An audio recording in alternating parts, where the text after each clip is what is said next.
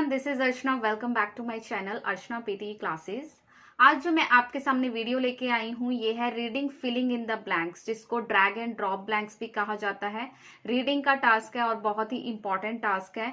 Exam में ये questions जो आते हैं 4 आते हैं और हर ब्लैंक का जो है 1 नंबर होता है। इसमें कोई भी नेगेटिव मार्किंग नहीं है। तो इसमें आपको क्या है, कोई भी अगर आपको ब्लैंक में डिफिकल्टी आती है या आपको समझ नहीं आ रहा है तो इसमें आपको छोड़ना नहीं है, आपको गेस वर्क करना है, कोशिश करनी है पहले आपको सॉल्व करने की। अगर फिर भी आपको टफ लग रहा है, फिर भी आपको समझ में नहीं आ रहा है तो आप उसमें गेस वर्क करके आप अपने क्वेश्चन को जो है कंटिन्यू कर सकते हैं।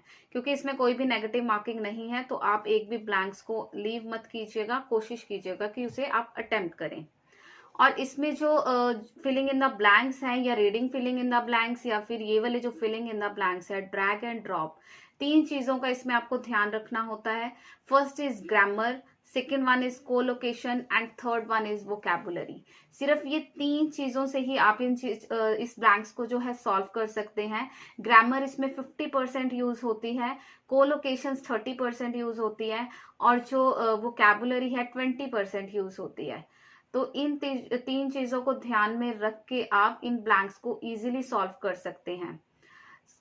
कई स्टूडेंट को लगता है कि ये बहुत ही डिफिकल्ट है, बहुत ही टफ है, सॉल्व नहीं हो पा रहे हैं।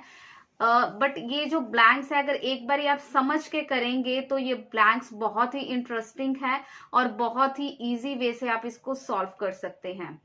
इसके जो टिप्स एंड स्ट्रैटेजीज हैं, फर्स्ट थिंग इज दैट आपके सामने एक टेक्स्ट आएगा, आपको उसको स्किम करना है। आपको इस चीज का भी ध्यान रखना है कि एक जो होल इसके जो टाइम लिमिट है उसको आपको ध्यान में रख के ही इस चीज को करना पड़ेगा। क्योंकि जो एक ब्लैंक है, एक क्वेश्चन है, उस पे आपको 2 मिनट से ज्यादा जो है टाइम नहीं लगाना। अगर आप 2 मिनट से ज्यादा टाइम लगा रहे हैं, मे बी आप और जो बाकी के क्वेश्चन है वो आपके रह जाएं, तो 2 मिनट से ज्यादा टाइम आपको एक क्वेश्चन पे स्पेंड नहीं करना। आप फर्स्ट इसको स्किम करेंगे। स्किम करके आपको ये देखना है इसमें कौन कौन सी जो है टेंस यूज हो रहा है, किस बारे में ये जो है टेक्स्ट है। तो इसमें आपको क्या करना है, नीचे जो ब्लैंक्स हैं, फर्स्ट आप जब भी प्रैक्टिस कर रहे हैं ब्लैंक्स के आपको वर्ड मीनिंग देखने हैं।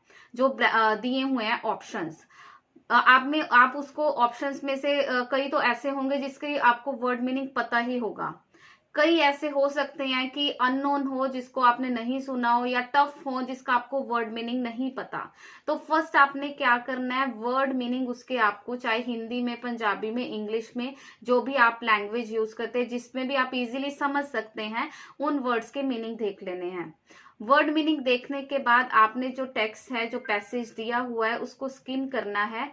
मेक श्योर आप इस चीज का भी ध्यान रखें, जरूरी नहीं है अगर जो आपका जो पैसेज है वो टेक्स्ट है, अगर आपका जिस टेंस से शुरू हुआ है वो आगे भी वही टेंस वो फॉलो होगा, ऐसा नहीं है। जिस टेंस से वो शुरू हुआ है आपने क्या देखना है, जो भी ब्लैंक है जिस टेंस में वो लिखा हुआ है वही टेंस आपको फॉलो करना है।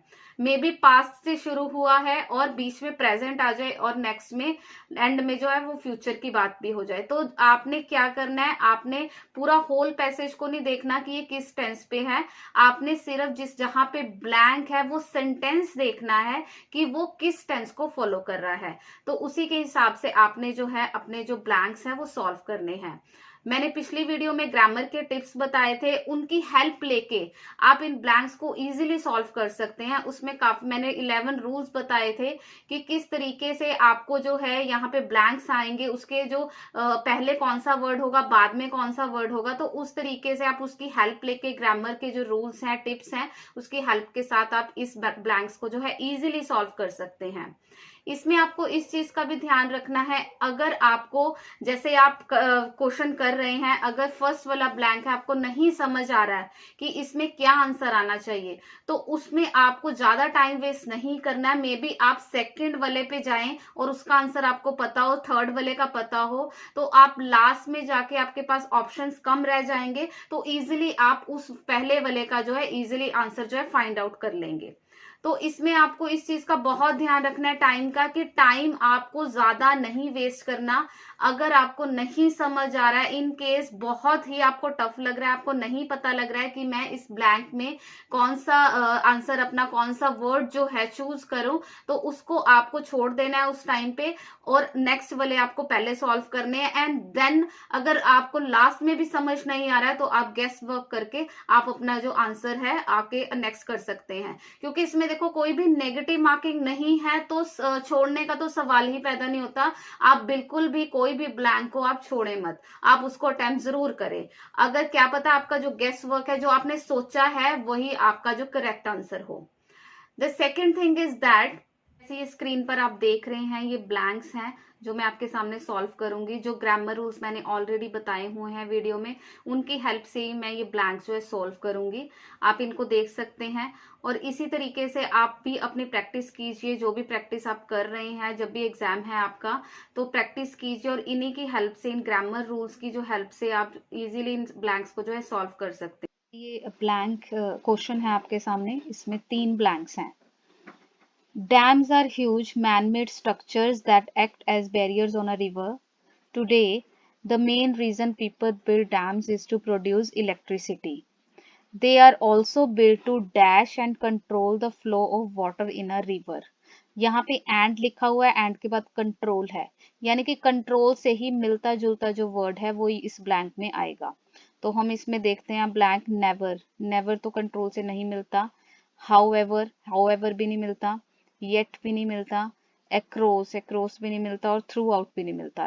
कंट्रोल से मिलता जुलता जो वर्ड है इसमें एक ही है, वो है रिस्ट्रिक्ट। रिस्ट्रिक्ट का मतलब होता है रोक, रोकना।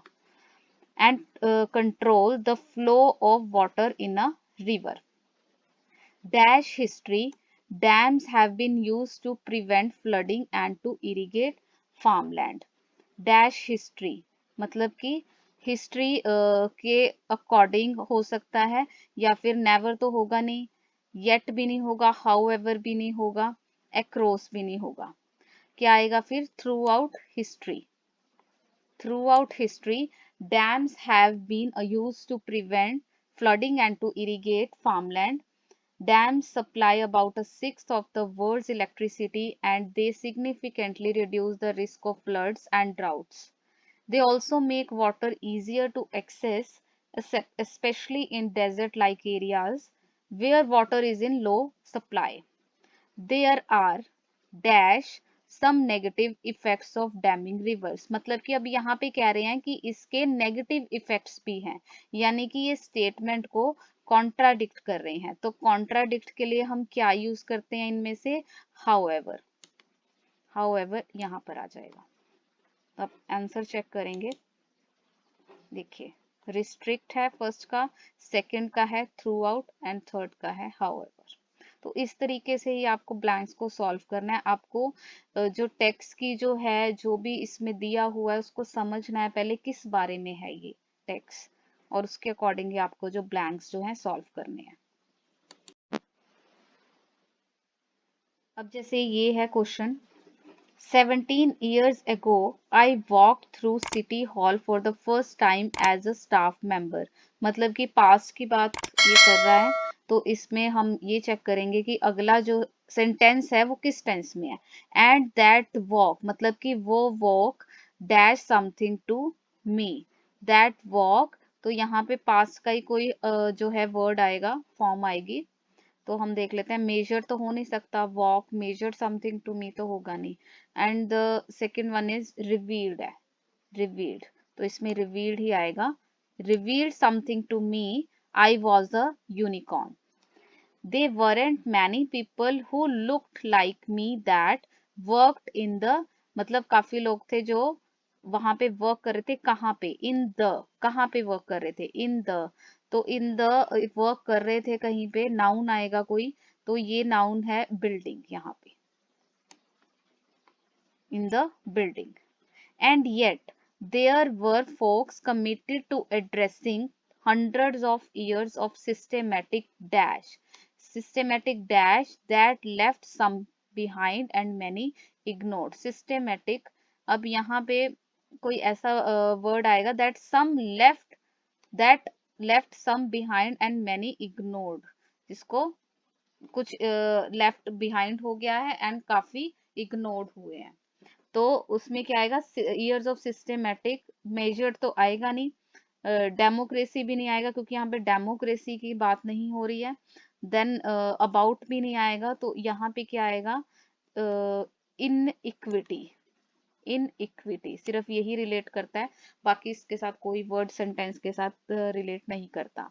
Where there was a promise there was a huge problem. You see, अब ये एक एग्जाम्पल दे रहा है, यू सी डैश, मतलब किसी के बारे में ये चीज बता रहा है। You see dash as it was originally design had a fatal flaw. तो अगर आपको नहीं पता लग रहा है कि इसमें क्या आएगा इनमें से, तो आप इसको छोड़ सकते हैं, आप नेक्स्ट वाला पहले कीजिए, देन आपको ये फिर समझ आ जाएगा। It only led a dash for rich white man to progress, मतलब कि ये जो चीज है सिर्फ रिच वाइट मैन के लिए, प्रोग्रेस के लिए।